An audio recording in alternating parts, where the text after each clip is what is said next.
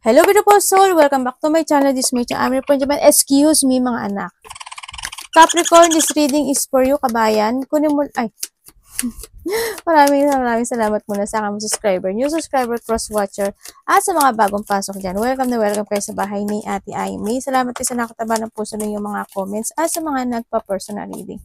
Marami pong salamat. Kung gusto nyo na energy nyo lang talaga, ang gusto nyo makuha natin, all the details para sa personal reading ay nasa ibaba ng video nito. This is a general reading. Kunin mo lang sa'yo at itapon ang hindi sa'yo. Anak, paring vice versa. Energy mo, energy ng person mo, energy na malapit sa puso mo.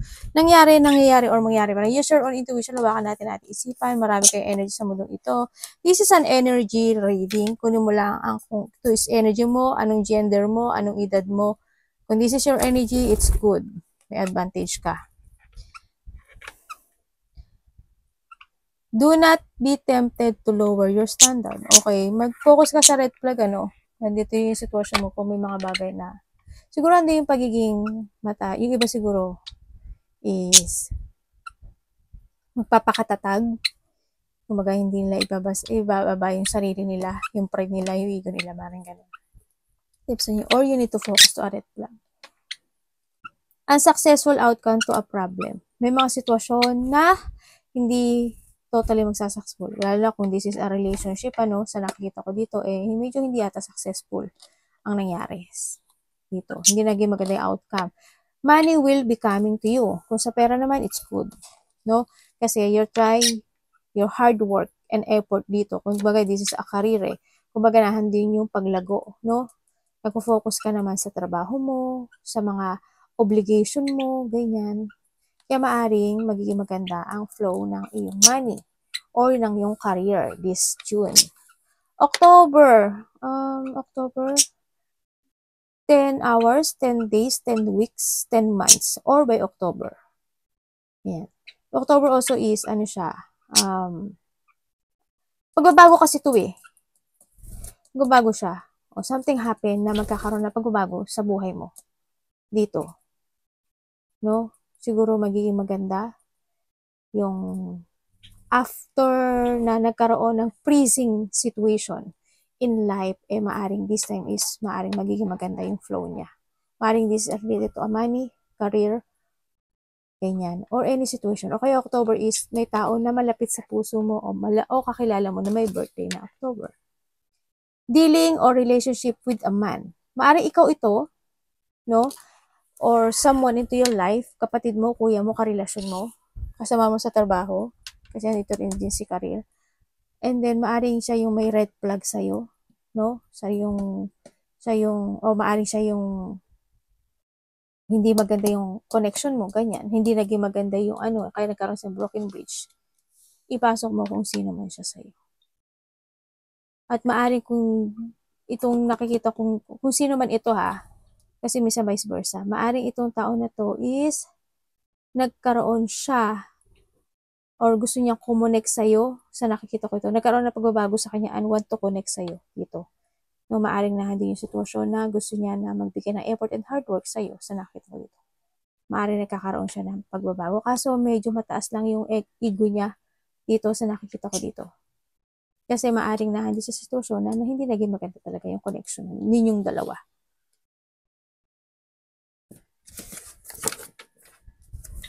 Para kay Capricorn. Yung mga dissatisfaction in life. I hope tapos na yun, ano. Maring you will receive some advice from a friend or ikaw ang bibigyan ng advice. Para kay Capricorn. Uy, panalo! Bakit palagi ko nakikita sa'yo yan?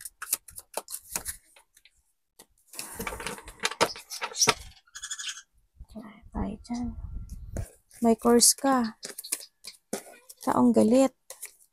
Meron kang 4, 28, 33, 40. Maring nakakonect sa'yo yung mga number na yan. May taong galit sa'yo.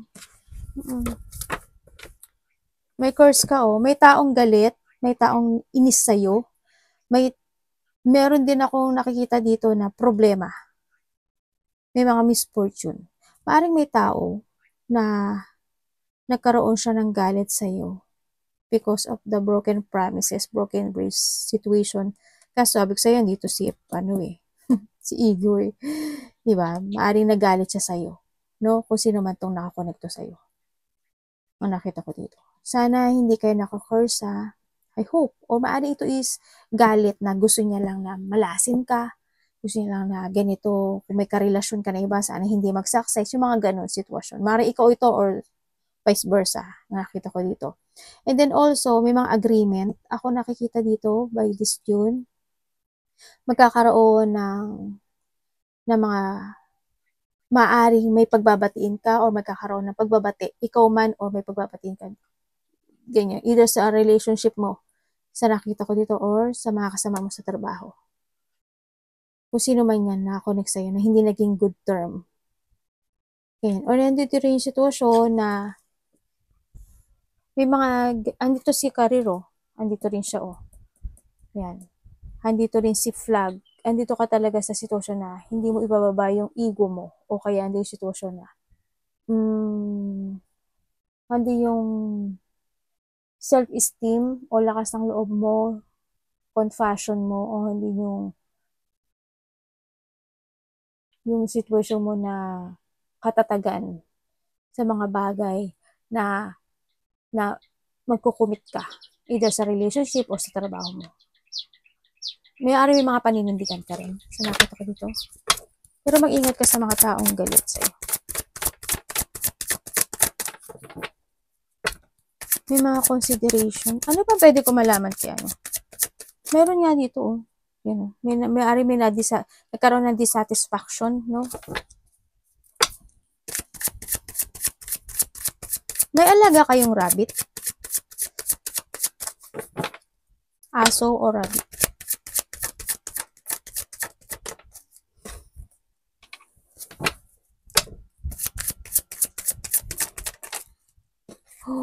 Oh, okay. May marireceive ka raw. Tapos na po to.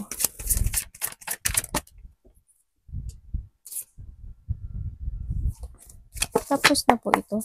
May marireceive ka daw. Either may mga valuable things or pera na parating sa'yo. Naku, may chaos. May chaos. Galileo. Pero nandito sa new beginning eh. The Aces, the new beginning. Parang dami mong iniisip. Unahin ko muna to ah. Okay, merong parating sa'yo. Maaring pera, valuable things, or may achievement. Maliit man o malaki yan. There's an achievement situation. May mga happiness, celebration na magaganap actually, no? May mga celebration na magaganap. Marami kang gagawin actually, no?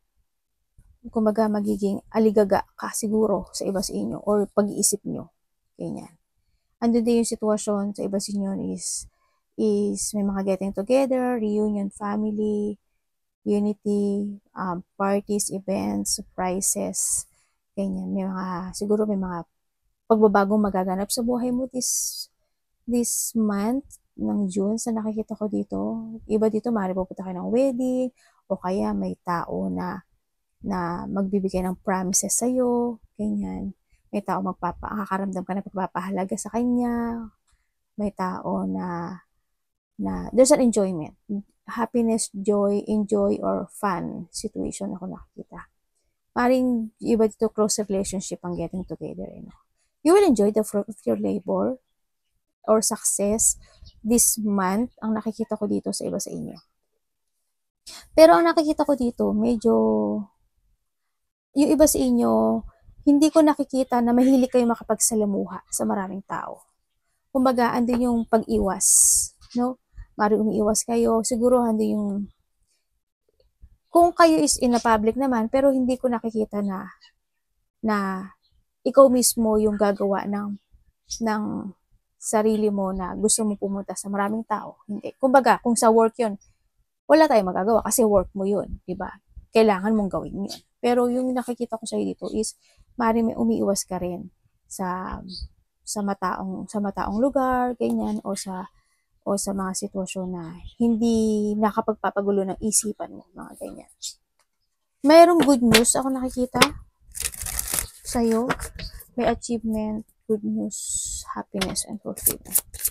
Anong pwede ko malaman pa kay Capricorn this month?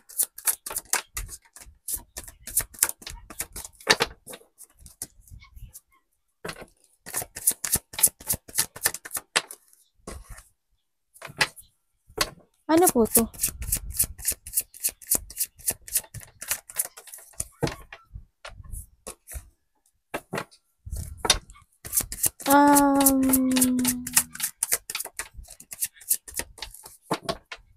May mga paplanuhin ka daw.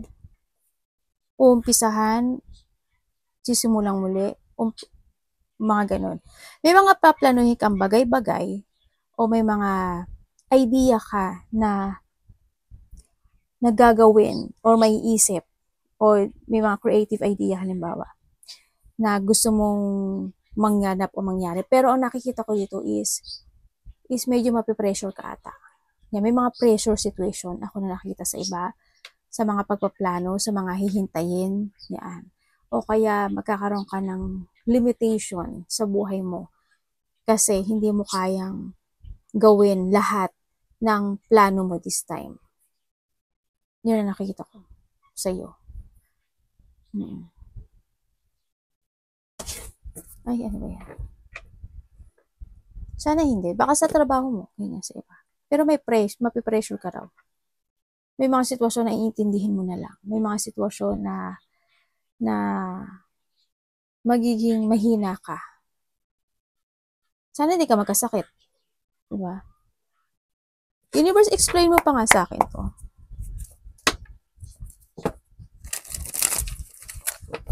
Diba dito may mga i-imagine kayo eh.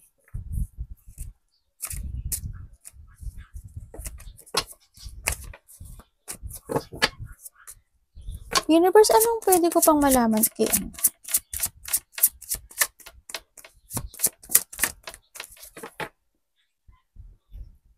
Nagkakaroon ba kayo ng third party? Sa nakikita ko dito, maaaring nagkakaroon ng trouble when it comes to a relationship. Sa iba ha? Sa iba. Maaaring nagkakaroon kayo ng problema sa relationship nyo. May nakikita ko dito na yung iba sa inyo, parang same sex kayo eh. Babae sa babae, lalaki sa lalaki. Or nagkaroon ng problema when it comes to relationship. Either sa magulang mo, sa asawa mo, sa boyfriend, girlfriend mo, kung sino man yan. Or sa kasama sa trabaho. Ang nakikita ko dito, merong tao na, unahin kita, mapanghihinaan ka ng loob sa isang sitwasyon. Parang there's a lack of achievement or there's a situation na weak situation. Ako nakikita. Either kung ang weak na to is magulang mo or nas nakakatanda sa'yo or someone into your life na maaaring pinaksalan mo, karelasyon mo, may taong weak dito, ha? Sa nakikita ko dito. Maaaring may sakit siya. O kaya naman, andito yung situation na may taong mangliling lang, pangliling lang, lilinglangin. Ako nakikita sa'yo. Andito talaga si curse. Ibig sabihin, may taong galit. May taong hindi siya very supportive sa'yo. May tao dito na siguro sa trabaho mo, no, yung mga kasama mo sa trabaho, kapatid mo, o sino man siyang nakakonek sa'yo, medyo napipressure ka ata dun. No? So, nakikita ko dito. May mga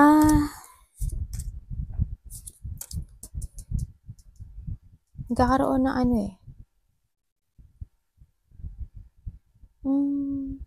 tingnan na natin. Universe, anong pwede ko pang malaman? Mag-ingat na lang kayo, no? Dito. Kung sa health issue to, alagaan niyo yung health issue nyo or someone into your life, sa nakikita ko dito. Or trust your intuition, lalo na kung may mga tao na hindi willing sila makipag-cooperate sa'yo, mga tao na arrogante, mga tao na disloyal, ganyan. May taong disloyal kasi. Ano pa pwede ko malaman?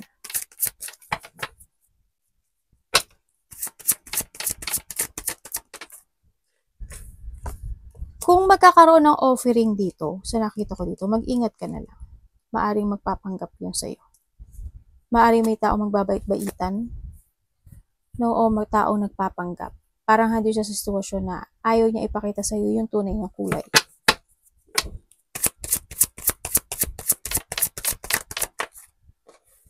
Nandito talaga to. Bakit ka ba lumabas, Curse? Kuya, energy tayo ha. Huwag kayong masyadong ano. Kung kailangan nyo i-reverse to, i-reverse nyo. Ibig sabihin, kontrahin nyo to. Para hindi kayo maloko, maling lang. Siyempre, yun yun. Nagkakaroon ng pagkikita-kita, no? Sa taong matagal mo na makakilala. Paring family, ganyan. Ano, ba't nandito si Tower Universe? May travel ka? Ay, hindi. Waiting. Ay, hindi. Hindi ko pa nakikita. Magkakaroon ng mga new project, magkakaroon ng pagtutulungan. Iba sa inyo kung may partner kayo, same energy kayo. Ito. Ibig sabihin is maaring siya yung iyong twin flame or your soul connection. Pero may tao dito na nag-iisip ng hindi maganda sa'yo. Ibig sabihin, nandito rin si Curse. There's a dark thought situation ako nakikita dito. Itong tower to, maaaring nasa distance na to. Ang gumina, may mga tension na hindi pa natapos. Baba mo na, anak! Baba! Titingnan natin si Tower.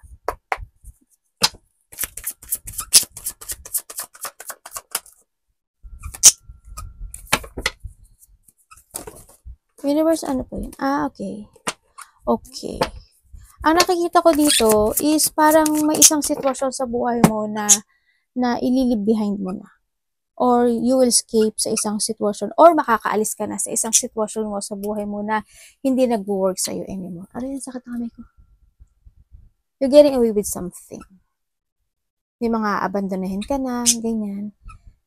May mga alisan ka na. Kasi nandito na rin si Ten of Cups. Ibig sabihin is maaaring magkakaroon sa iba sa inyo ng development in your situation. Ganyan. Sa ibang aspeto ng buhay. Yun, pero ang sinasabi dito, expect the unexpected. Patingin, ano gusto mo?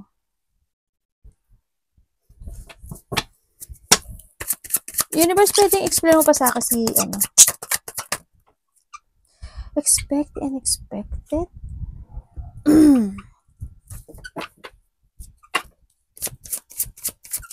May mga shocking or unexpected or yun nga, expect the unexpected situation happen into your life. May sneaky person dito.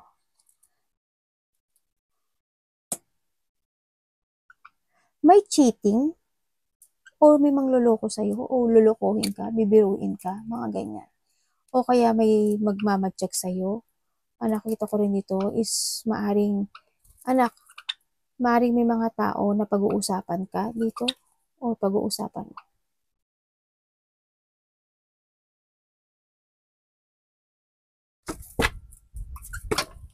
Diba dito may may celebration.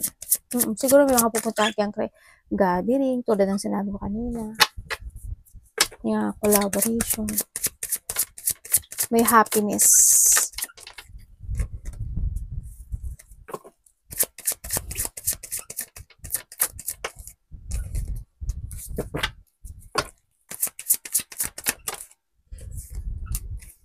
Universe, ano ginagawa ni Death? Okay. Ibig sabihin dito, may nakita pa ako na may mga excitement situation sa buhay by this June. Sa nakikita ko dito, may mga gagawin ka na magkakaroon ng transformation sa iyo. May biglang magtatapos sa buhay mo. May biglang transformation o may biglaan kang gagawin, aayusin o biglang excitement ito, no? Ganyan. May makabiglaan di makipag-usap sa iba sa inyo.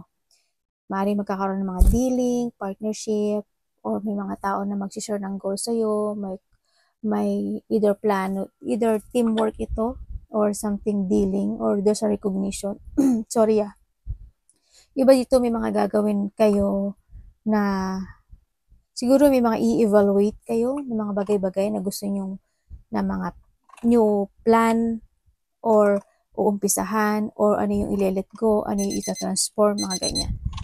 may mga i-evaluate kayo. Maaring iba is gagawa na kayo ng mga multiple tasking or may multiple priorities kayo. Baka maging busy nga kayo actually sa iba sa inyo. Ganyan. Kasi may mga bagong plano ako nakikita dito.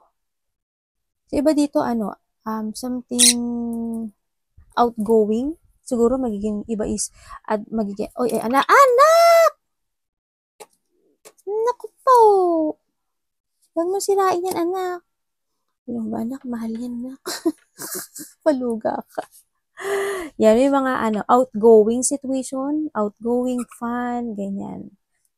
Ang new exciting plan, andito rin yung adventurous or something situation na ikaka-excite mo. Maybe you will jump to your fashion this time. So, nakita ko may mga i-move forward ka na dreams this time. Or you chasing your dreams this time. So, nakita ko dito. There's a renewal situation. Merong nakikita ko na paglipat. Hindi ko alam in what way yung paglipat. Pero may paglipat na mangyayari sa inyong buhay. O pag-alis o pagtatapos. Arigatou namaste.